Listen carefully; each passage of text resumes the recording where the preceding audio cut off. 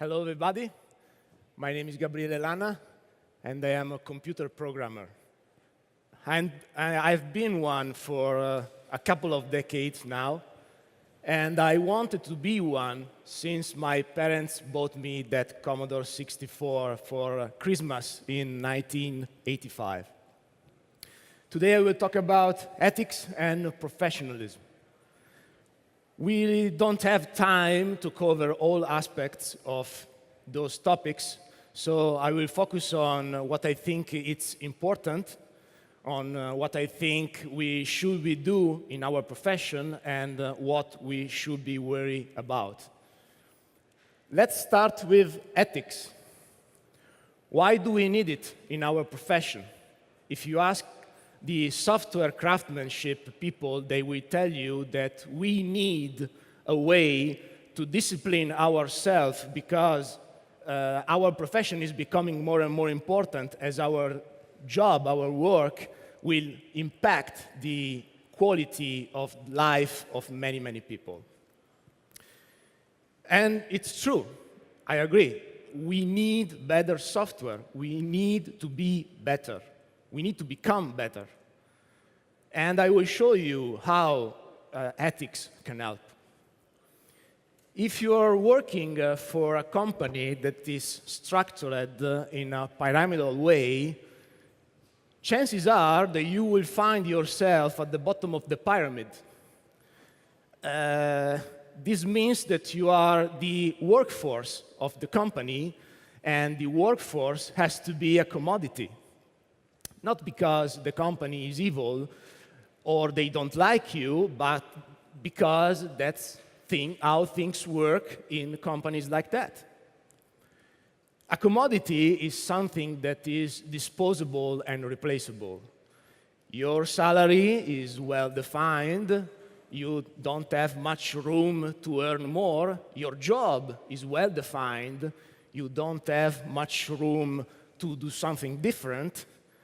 So the only way you have to improve your situation is to change job, to change career, because there is no technical career, by definition, in this kind of companies. So what do you do? What will you do if you find yourself in this situation?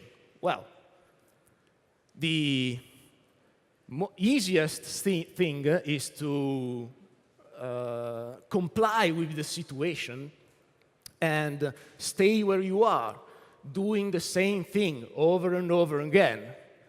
And that's the magic, that's the beauty of it, become the perfect commodity, closing the loop, feeding the vicious loop. So that's not easy. You can change, maybe you can change job. You can quit. But who is going to hire you in that situation, if not another company like that? It's difficult, because when you find yourself in a situation where you don't have reasons, external reasons, to improve yourself, it's hard to escape. So how do we escape the loop? If we had a strong ethics in our profession, that loop wouldn't exist. If you are bound by the ethic of your profession to constantly improve yourself, the pool of mediocrity that feeds the loop will dry. Plenty of companies, new companies, good companies, will find plenty of excellence on the market, and humanity will have the reliable software that they need to thrive. That's the work of ethics. But we need ethics for more. Who is watching Game of Thrones? Good. This is Ned Stark, head of House Stark, Warden of the North, of a fictional land called Westeros. He's a noble man, a great warrior, but most of all, is well respected even among his enemies for his values, his extreme sense of justice, and basically for his strong ethics. Spoiler alert, sadly, he died pretty quickly. 11th episode of the first season. And he died because he refused to lie. He refused to break an oath of his king to his king and best friend. Right now, I'm pretty desperate because I'm waiting for the 8th and the final season. So in the meanwhile, I cope with the reactions on YouTube. Basically, it means that I watch people watching the best scenes of the show and reacting to it. In one of the last episodes of season 7, after 6 years in our timeline of his death, one of his daughters, Arya, speaking about him, said, "I miss him." In every reaction I saw of that scene, everyone instantly said, "I miss him too." After 6 years of absence of this character from the show, instantly everyone, "I miss him too." I miss him too, by the way. Why? There is something about ethics that connects people. If you see someone doing something for intrinsic reasons that go beyond or even against their personal interest, you feel compelled to respect him. I think we need in our profession that kind of recognition and respect. You know, to grow up as a profession. That's not my first talk on these topics. And in the past, a few people asked me, why do you always talk about individuals and from an individual point of view, while everybody else virtually always speak about team, collaboration, communication dynamics, and stuff like that? That's a good question, and I'm going to answer with the help of this slide. I took this slide from a talk by Jessica Kerr. Great talk, by the way, an hour well spent. Great teams make great people. Also true. I've seen it at work. So there is no doubt about that. But this is only one part of the story, and the other part of the story must be told. Great teams make great people, but also great teams are made of great people. Do you see the problem here? We have a circular dependency, and we know that circular dependencies are bad. What if you don't find a great team? Would you wait? Would you give up? What would you do? I would rather have strategies to grow up as a professionally outside of the perfect environment, especially if the perfect environment is rare or unavailable. You know, great teams are hard to find, almost by definition.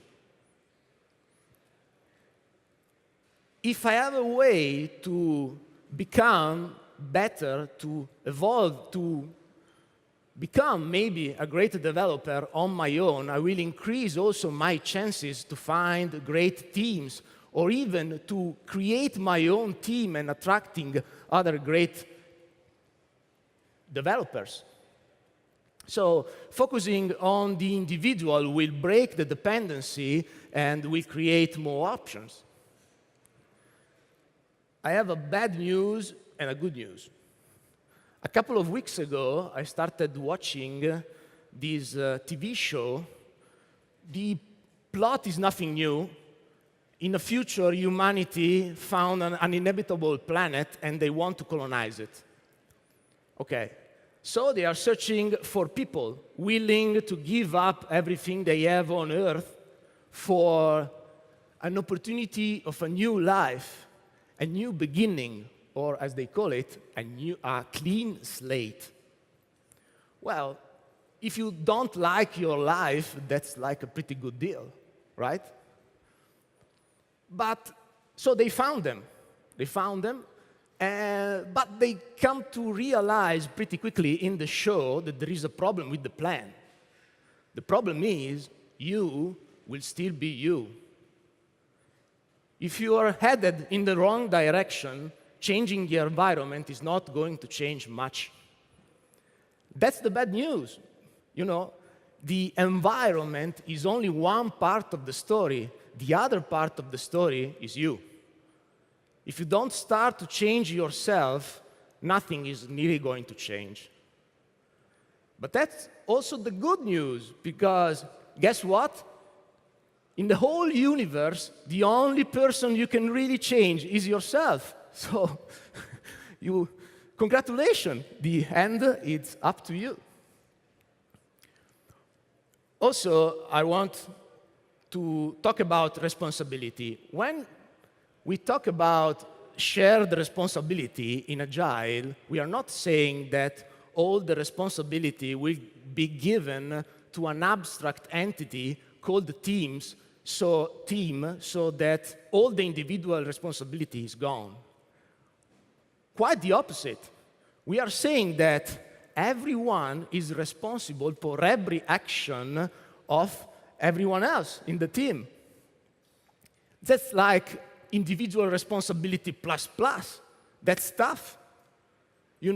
One for all and all for one. So you need to be well-grounded. You need to have your individual responsibility as a person well-sorted before you join a team like that. What I'm saying is that focusing on the individual, focusing on the growth, personal growth and professional growth of an individual, it's the seed for professionality. We don't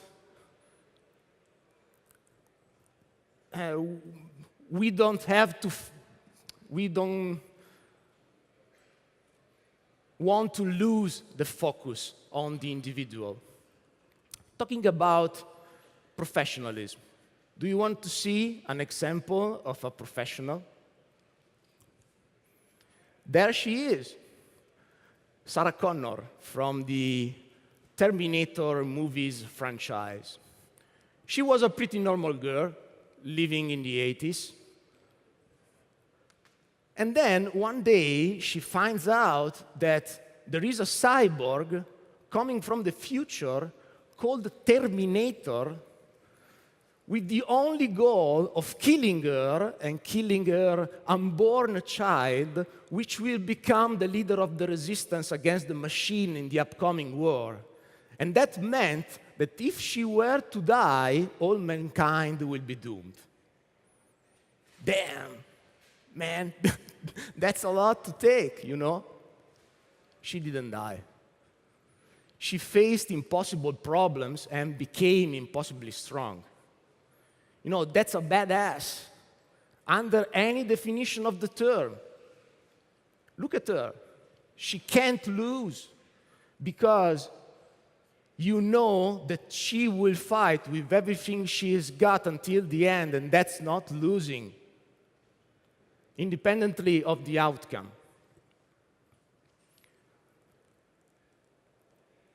Imagine her in a team of people like her. Will you trust them to do the job? That's professionalism.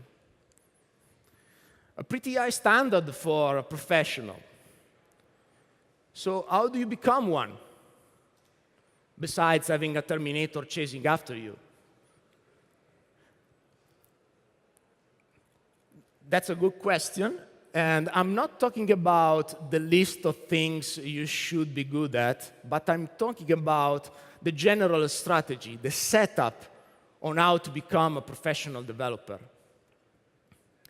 I didn't have an answer until a week ago, sort of.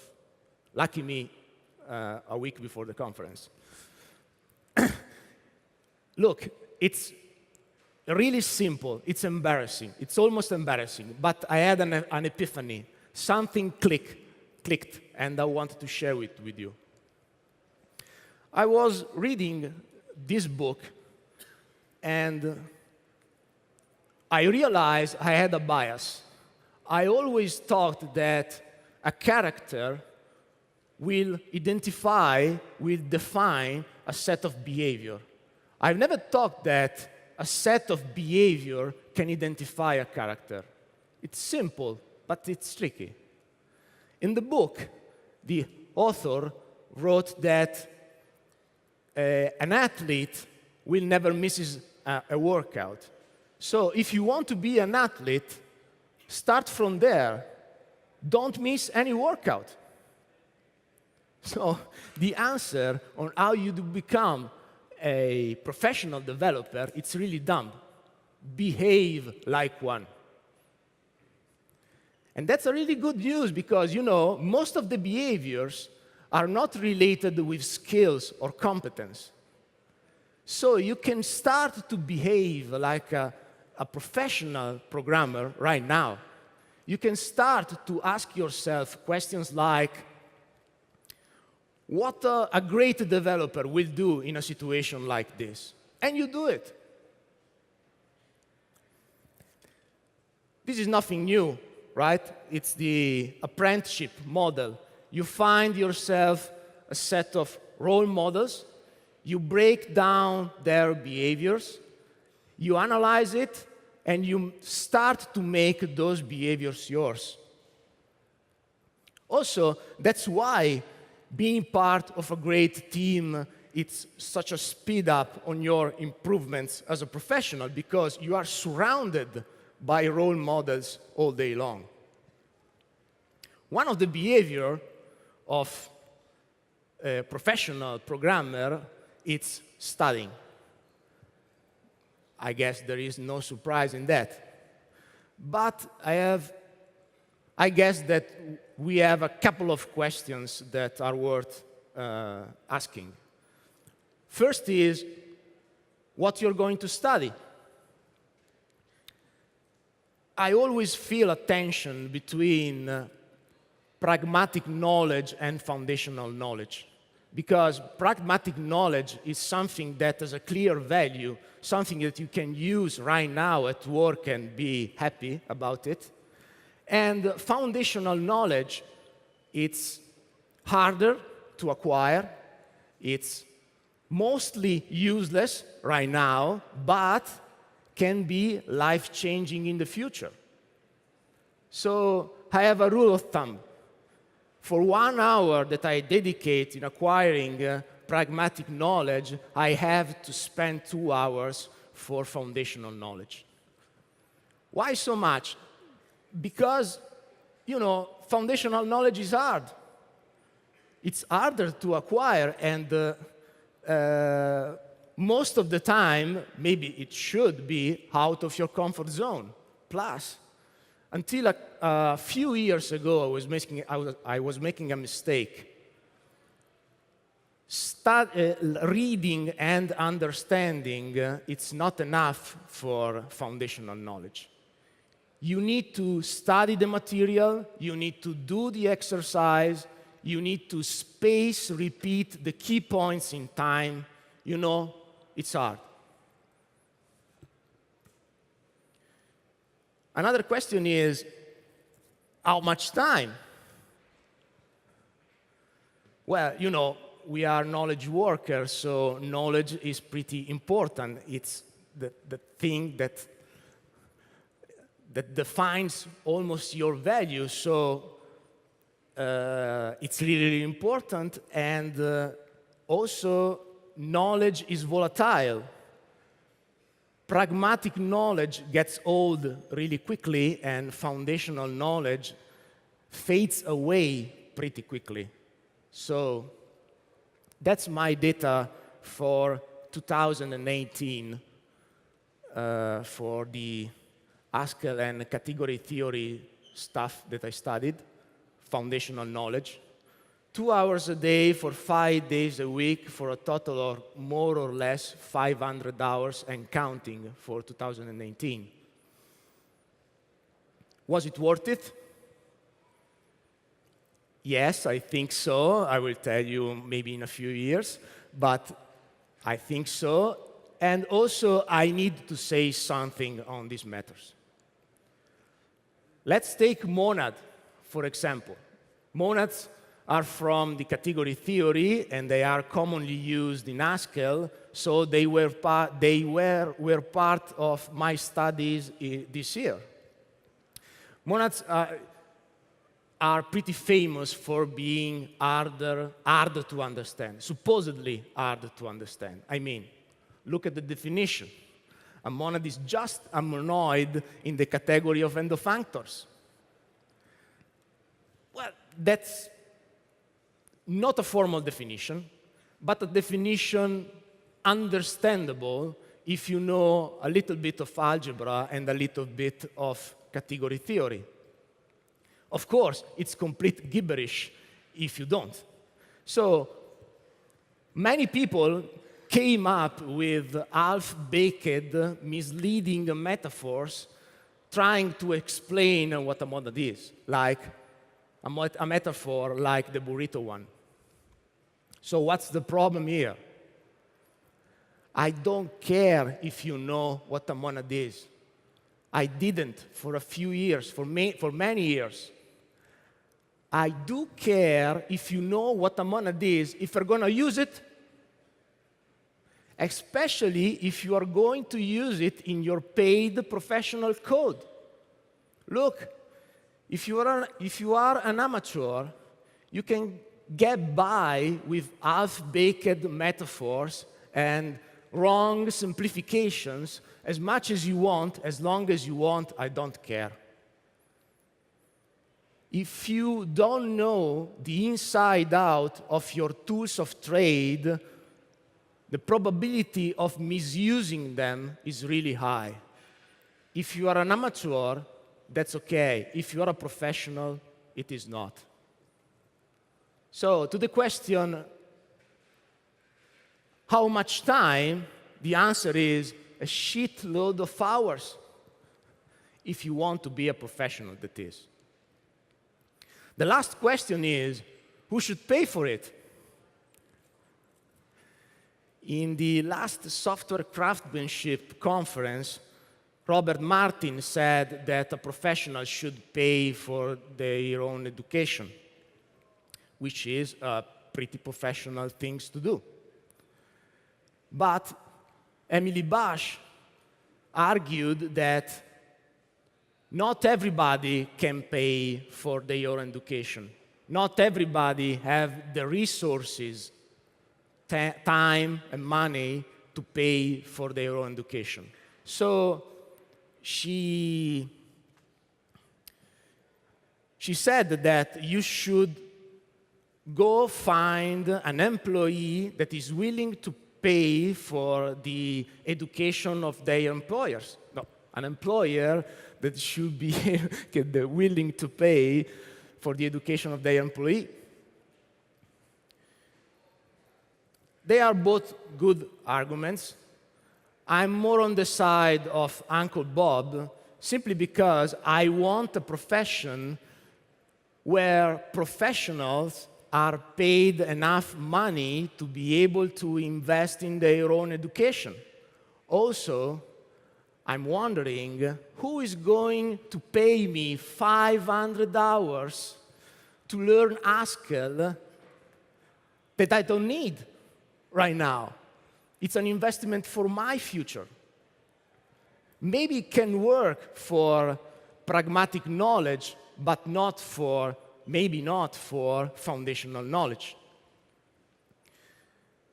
So I guess that my position is that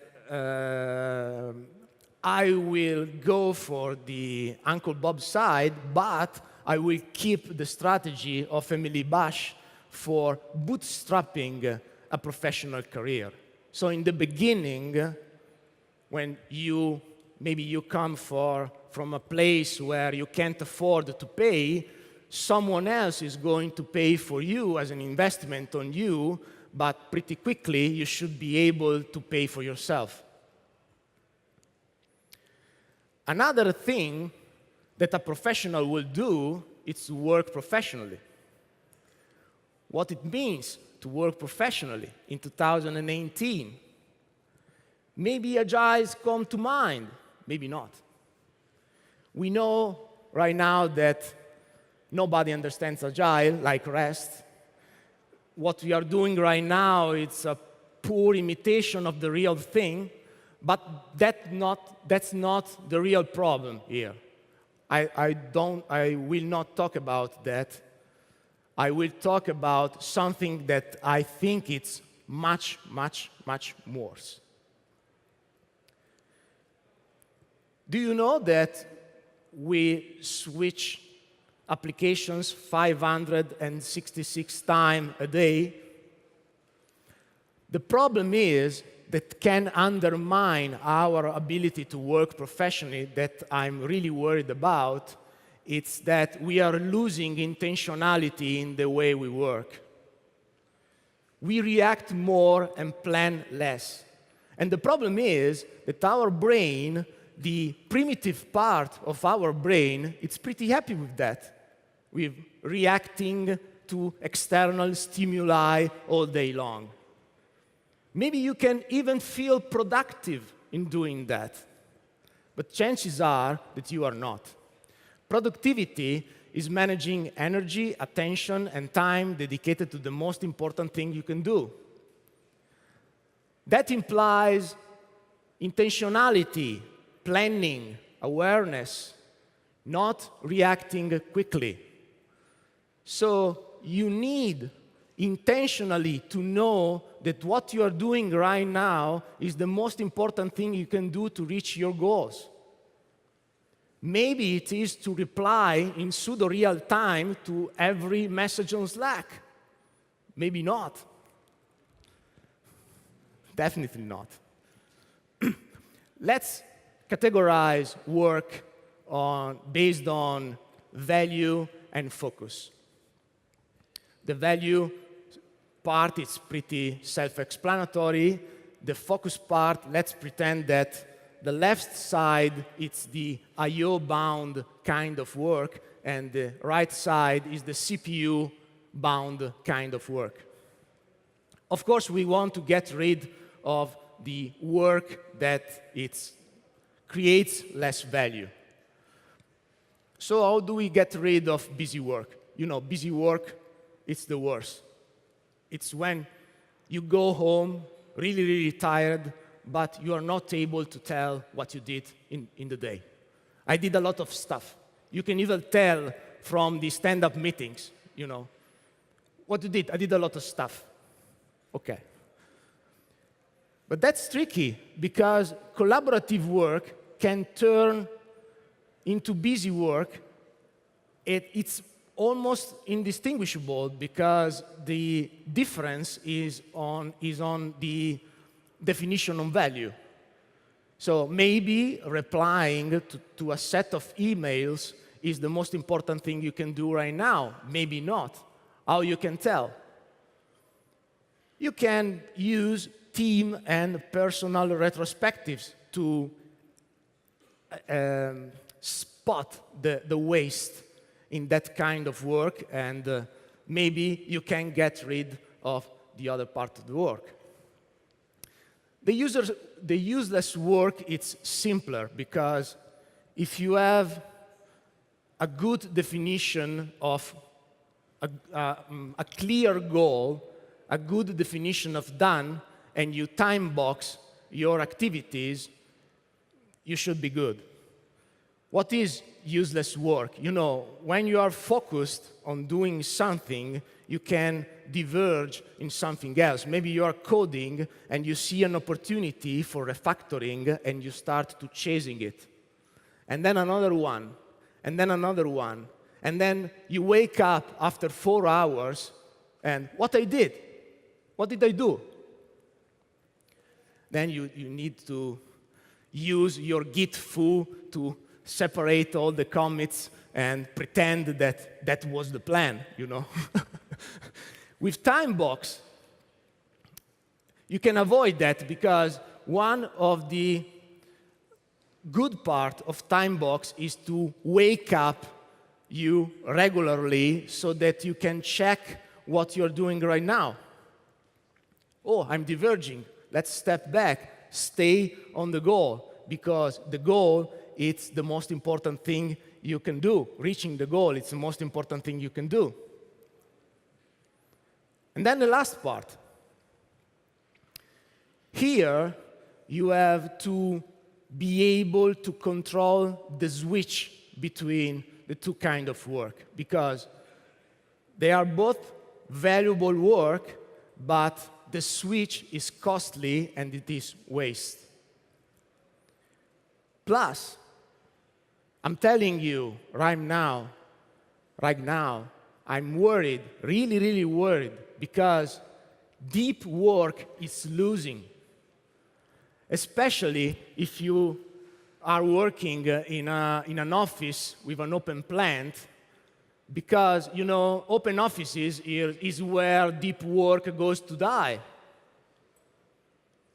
It's really difficult to keep the focus in an environment that is built and optimized for collaborative work. So right now, with my clients, I'm really worried because I see a lot of collaborative work that can turn in busy work and less of deep work. So the mandatory thing you can do, you have to do right now, is to allocate time for both activities. And you need to do that in a public way so that the other people that you collaborate with can plan their time too. Or maybe, even better, you can do it at team level. You know, you can say the morning is for collaborative work and the afternoons is for deep work, or the other way around. I don't care. You need to intentionally allocate time for both of them. You know, this is the foundation on how we work, operate, and think. It's really, really important. If you don't master it, don't worry about Agile. This is the DNA on how we work, and this is, it can really undermine your ability to work professionally. If you're not able to focus on your work, you can't work professionally. Master your mind. So finally, parting words. My last advice. If you want to find the right team, start searching for the right people, but most of all, be the right person. That's all I've got. Balar Morgulis.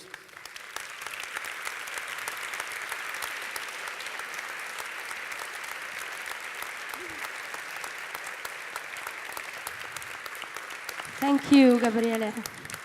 Thank you very much for your inspiring talk. Thank you. A lot of suggestions, I think, that are useful for every kind of team. So thank you very much. Okay, guys, we are almost at the end of these 2 days. Do you want to make some questions to Gabriele? Any one of you? Right there. There's one there. There's a microphone. Sorry. If you want, I can come to you and to give you the microphone. Okay. Where? He's there.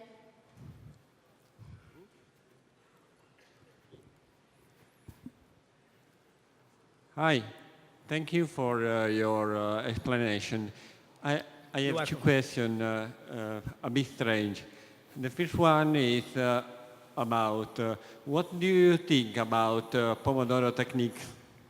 The Pomodoro technique. Well, that's a tough question. I need to be careful. No. I used it for a long, long time, maybe 10 years. I have records of Pomodori for 10 years. But it's really a time boxing technique for managing time. So it was really helpful because it's a lot of things together. Also the suggestions of 25 minutes. Most of the people don't think that 25 minutes is enough. Some people do. But it's not really the issue here. The issue here, the value of the technique is to really focusing on chunking time and be really intentional on what you want to do, what you are willing to do in that chunk of time. For you, it can be an hour, 2 hours, I don't care. The thing that I care about is that you allocate time for certain kind of activities so that you can really focus on doing that, and then you can focus on something else or do collaborative work. I don't care. Yes, I ask you because I know that there is a time for attention. Passing that time, it's more difficult to maintain the attention. I know that it's about 15 minutes. The other question is about what do you think about transcendental meditation?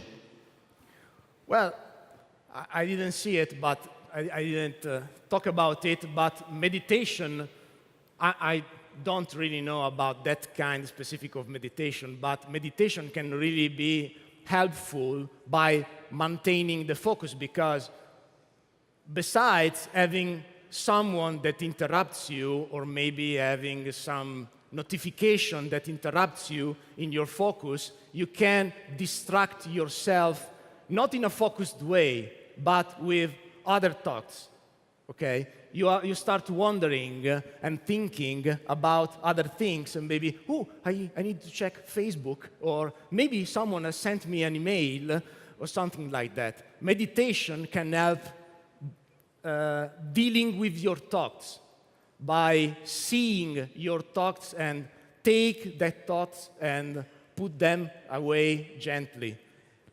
I do a lot of that exercise because in time, I started to feel that for me, focusing was starting to be more and more harder. Thank you. That's okay? Thank you. Another question? Hi. I don't know if mine is really a question. It's about when you made the example from how to be a professional from Uncle Bob opinion and the opposite opinion about the costs. Who should pay for the education? Yeah. Okay. I don't think, I read the books from Bob Martin, but I don't completely agree because if you are a student maybe and a worker, it's really, really expensive to become a professional. I think in some way it should become both ways, from companies to help young people become professionals, and from, of course, young people try their best to become professionals. I mean, it's really hard. How do you become a professional if you are young and if you're not finding companies willing to help you becoming a professional? So how do you become a professional if you don't find a company that is willing to pay you for your studies? I don't see many companies investing so much in this. I didn't have a company investing on me by becoming one, so I don't know what to say. But things are going to change, you know. Maybe looking abroad would be an option. Other companies there in Silicon Valley or in other places that are more sensible to the argument can help you maybe in that. But I really think that it's a strategy that is worth pursuing only to bootstrapping your professional career, because that's really a professional thing to do, to invest on yourself and on your career. Only you can tell what's best for you. So giving that as a responsibility even to a company, I don't think that's really fair. Okay, thank you. You're welcome. Okay, thank you, Gabriele. Thank you very much. Thanks to you.